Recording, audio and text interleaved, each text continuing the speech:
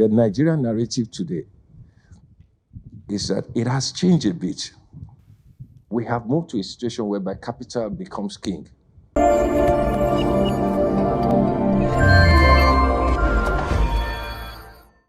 Nigeria's efforts to attract foreign direct investments and deepen international economic partnerships came into focus at the Belgium-Luxembourg-Nigeria Corridor and Business Forum, where policymakers, investors, and business leaders gathered to explore new pathways for trade, investments, and private sector growth.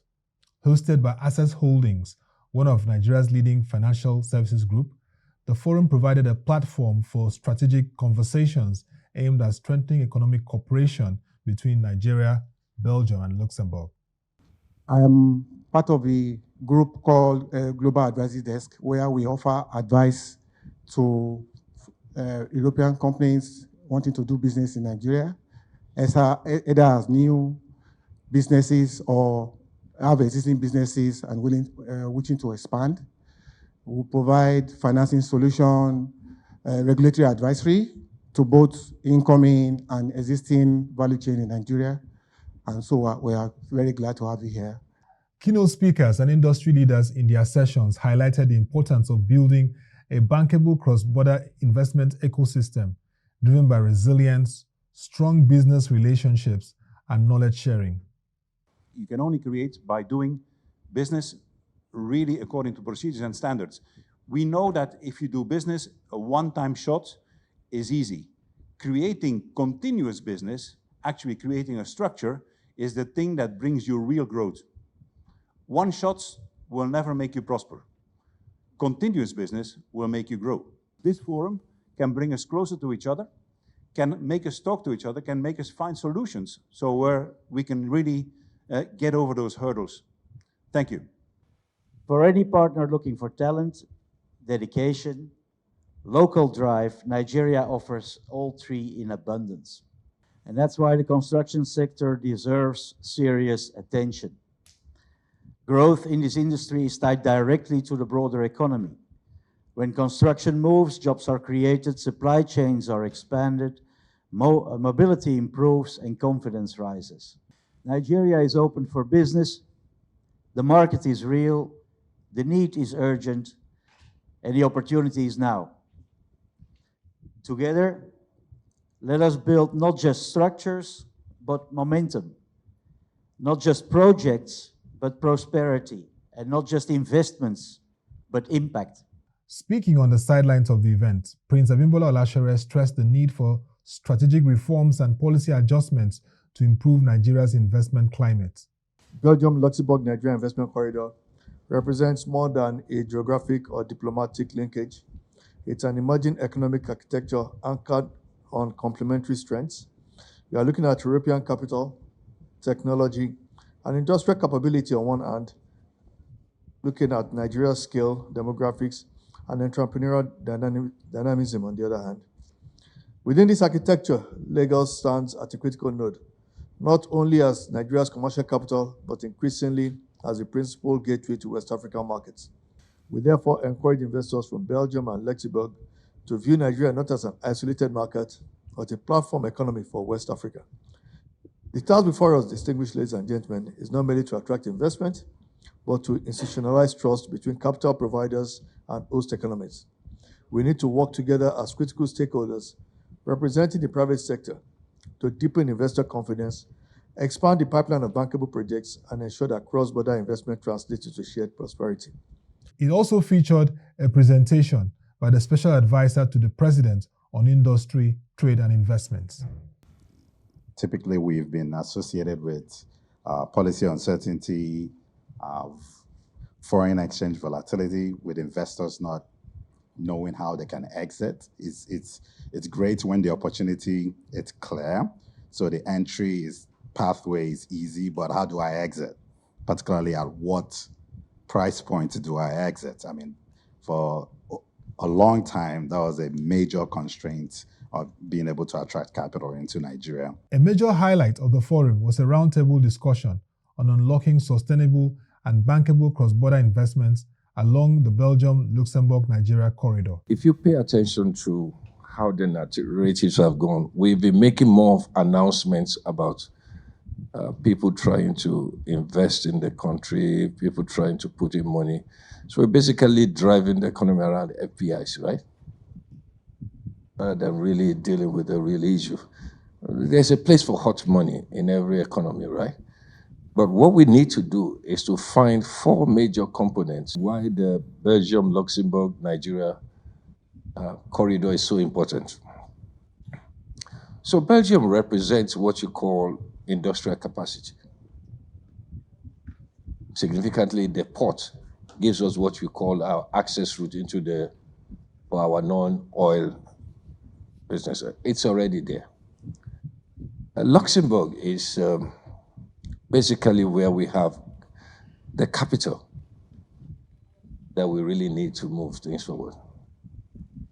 Nigeria is where origination takes place. The 4th partner, who is not in the room right now, is that development agency that will guarantee all 3. It is in the mix of those 4 that we start having conversations. For a country that requires $100 million annually in terms of infrastructural gap, that is where the transaction is. For a country that has a MOFI, that we did some projects way back, as far back as the Yar'Adua days, where we looked at what Nigeria owns, what it owes, and what is really the balance sheet of Nigeria. A sovereign economy like Nigeria is not to be about slogans, giants of Africa. No, those are not the real things. When it comes to real transactions, the Nigerian economy, we've done it. And today is bankable.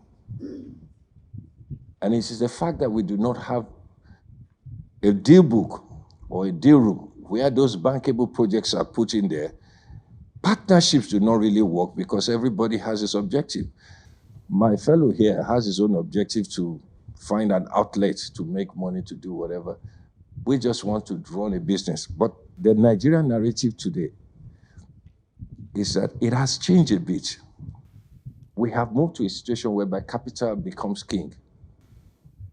The determinant for success is about capital, which is not the most ideal way to grow an economy. So certain individuals will do well, the majority may not do well. So concerning this particular forum, therefore, I would say that the Nigerian narrative is true, it is solid, with caveats, but it is right now in a better position for which the partnerships that have been envisaged while we were putting together all these corridors is clear now.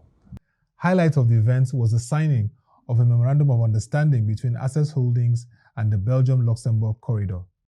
Stakeholders speak further on the importance of the roundtable discussion on deepening the Nigeria-Belgium-Luxembourg trade corridor and investments.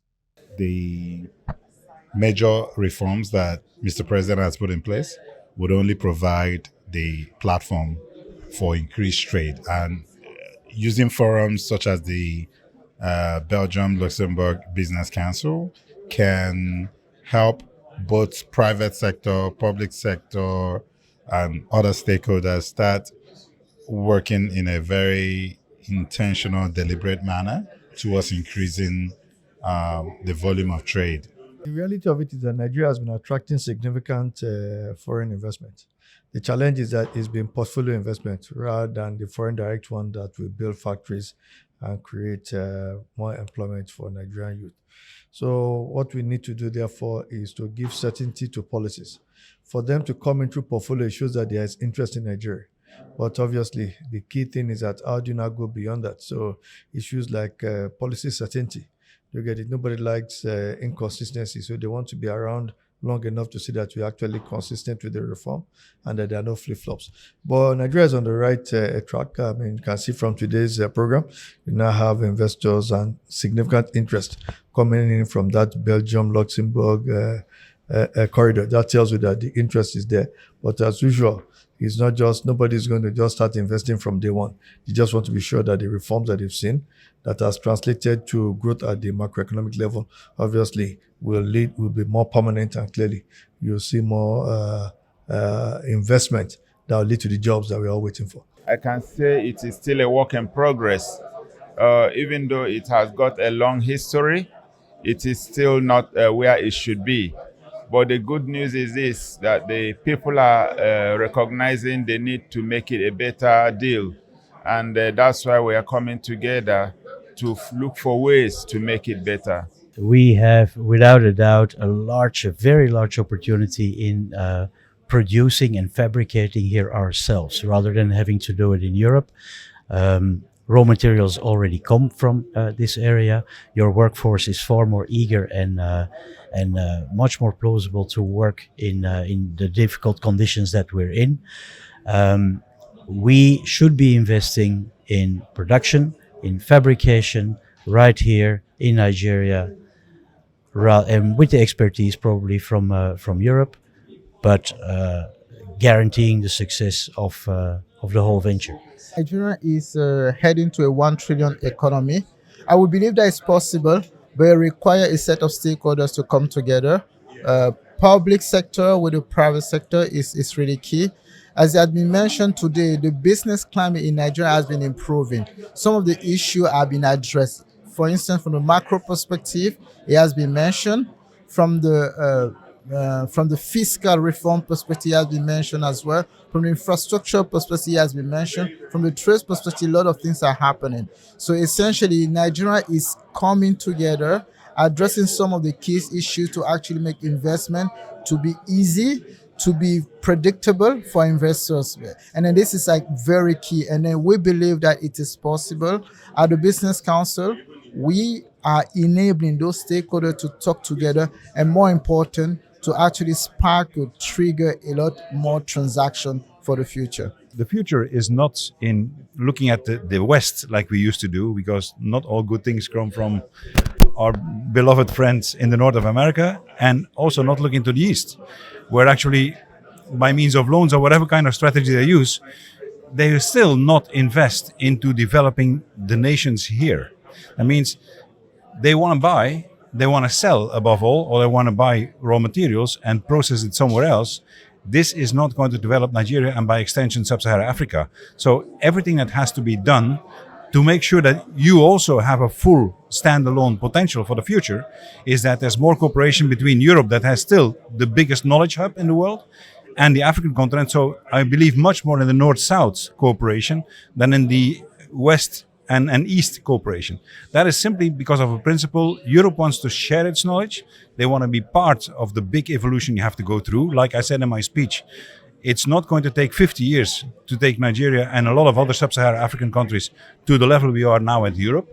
We just want to make sure that it's the biggest part of the population, the middle class, followed by the other classes, that has the right for a good life. You should not be depending on only having 5% of the population getting the right and the access to good healthcare, good education, good works. So it should be as much as possible from the population, because that is what is making a nation solid and stable for the future. And I would say the next step from this event is going to be the Nigeria, Belgium, Luxembourg Business Forum happening in Belgium from the 28th to the 30th of October, where we will have similar speakers. Some of them that were here today will also be in Brussels with us.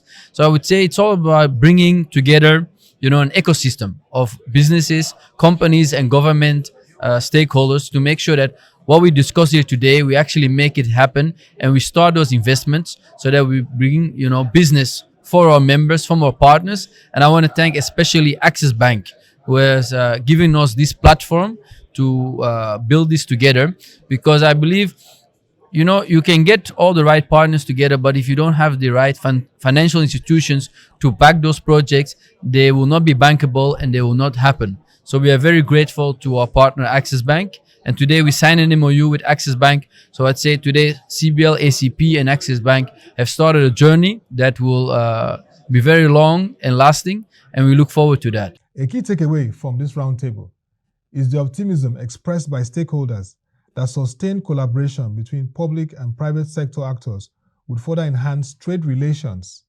and unlock new opportunities for investment, innovation, and economic transformation across the Nigeria, Belgium, Luxembourg trade corridor.